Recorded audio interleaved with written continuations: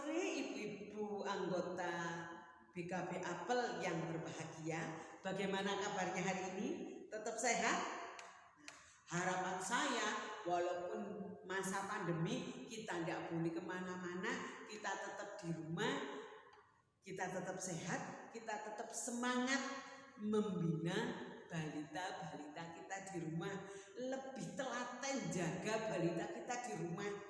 Kalau dulu waktunya sering dipakai untuk jalan-jalan, sekarang lebih banyak kebersamaan di dalam rumah mengingat masa pandemi ini. Nah, pada pertemuan kali ini kita akan bersama-sama sharing atau membahas tentang PHBS pada anak usia dini. Apa itu PHBS? Mengapa PHBS perlu diterapkan pada anak usia dini dan bagaimana cara kita mengajarkan? Kita akan bahas bersama pada pertemuan kali ini.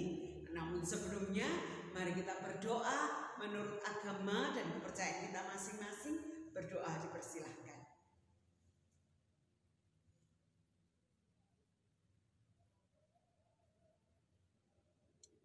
Berdoa selesai. Untuk membangkitkan semangat kita, mari kita bersama-sama menyanyikan lagu Mars PKB. Saya pandu dari sini ya. 3, iya. Marilah semua ibu balita terjun dalam BKB bersama, membina keluarga balita kita di arena pendidik putra bangsa. Taruna pengamal Pancasila, pembela penegak negara, marilah semua ibu balita menyiapkan generasi jaya, penerus pembangunan Indonesia dengan jiwa semangat 45. Nah, sekarang kita akan masuk di dalam materi tentang PHBS pada anak usia dini. Apa sih itu PHBS pada anak usia dini? PHBS pada anak usia dini adalah perilaku hidup bersih dan sehat. Balita tidak hanya harus hidup bersih, tapi juga harus hidup sehat. Mengapa? Supaya pertama, pertumbuhan mereka bisa bertumbuh dengan baik, ya.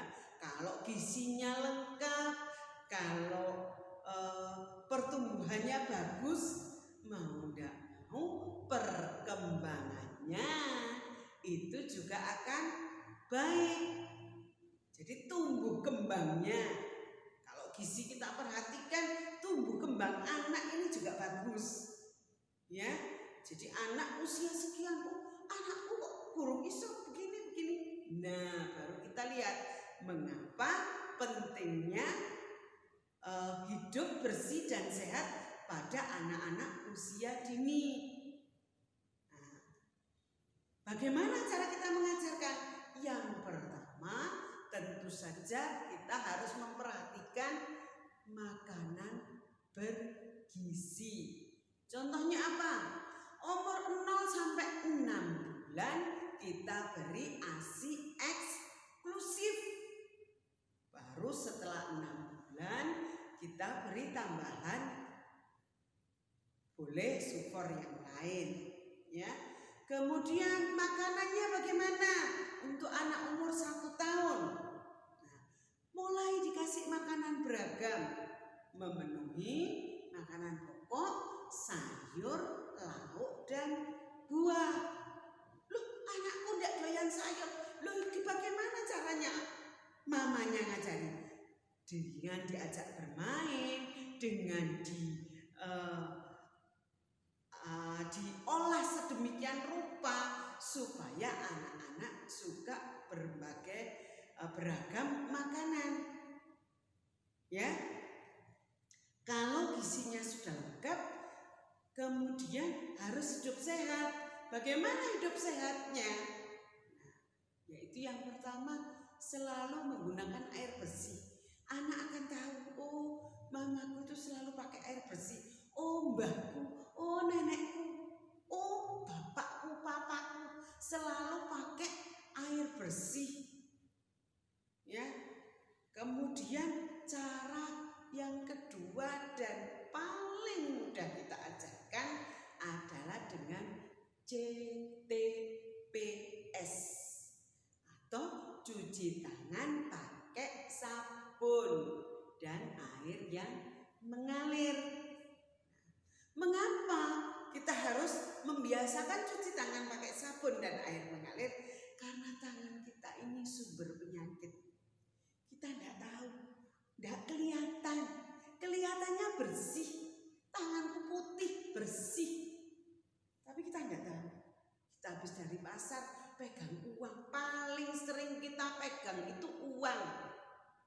Uang dari dompet pindah ke tukang sayur balik lagi ke dompet, selalu lewat tangan kita. Nah, itu adalah sumber penyakit. Terus kita tidak tahu, habis bayar makanan, pakai tangannya habis pegang uang, ambil kue, anaknya didulang, balitanya didulang, dijual nolak. Bagaimana keadaan tangan kita?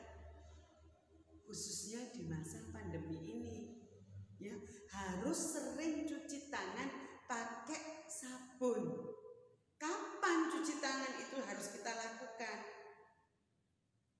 Intinya sebenarnya setiap waktu, sesering mungkin. Tapi pada dasarnya sesudah dari kamar mandi, sesudah BAB, sesudah buang air kecil, harus cuci tangan pakai sabun. Kemudian sebelum makan, sesudah makan. Ya. Kalau sekarang masa pandemi ini harus sering-sering cuci tangan. Habis pegang uang cuci tangan lagi. Habis pegang benda-benda selalu cuci tangan lagi pakai sabun supaya kita tidak tertular virus. Kalau kita orang-orang tua, ibu-ibu balita, nenek, kakek dari mana-mana tidak cuci tangan terus pegang balita, balita itu resiko tinggi terpapar penyakit. Nah, itu lebih bahaya. Ya, jadi biasakan cuci tangan pakai sabun. Loh, cuci tangan pokoknya wek, mari, tidak bisa. Ya. Cuci tangannya ada urut-urutannya yang sekarang. Telapak tangan, kemudian punggung tangan bergantian sambil tangannya masuk ke sela-sela jari, kemudian tangannya mengatuk begini. Yang sering kelewatan itu ibu jari. Sesudah ibu jari baru ujung-ujung jari. Nah, aduh Bu, ya enggak apa, aku lek urut-urut. Pokoknya sudah cuci tangan kan sudah. Nah, hari ini saya akan berikan tips bagaimana caranya urut-urutan cuci tangan biar apal. Bisa ikuti saya ya. Pengen sehat dan selamat cuci tangan, telungkupkan dua tangan bergantian, mengatuk dan mengunci lalu putar ibu jari, terakhir gosok ujung jari. Gampang kan? Itu kalau kita ngajari balita, ngajari anak kita, cucu kita sambil nyanyi, mereka malah bisa cepet hafal. Nah, sekali lagi ya. Pingin sehat dan selamat cuci tangan, telungkupkan dua tangan bergantian, mengatuk dan mengunci lalu putar ibu jari, terakhir gosok ujung jari. Nah, gampang kan? Bagaimana? Hari ini pertemuan ini sampai sekian dulu. Namun harapan saya, apa yang baru kita dapat pada pertemuan PKP kali ini bisa kita terapkan di rumah. Kita bisa jadi contoh, kita bisa jadi teladan yang baik untuk anak-anak kita, untuk cucu-cucu kita. Ya. Jadi bagaimana cara kita menerapkan PHBS? Bagaimana? Kuncinya adalah bagaimana anak-anak kita bisa hidup bersih dan sehat. Bagaimana cucu-cucu kita bisa melakukan hidup bersih dan sehat. Kuncinya adalah kita orang tua. Kuncinya ada di mama papa, kuncinya ada di kakek nenek, atau siapapun anggota keluarga yang setiap hari bersama-sama dengan balita. Ya, karena balita kita sering meniru. Jadi kalau kita tidak bisa melakukan PHBS untuk diri kita, bagaimana anak-anak kita?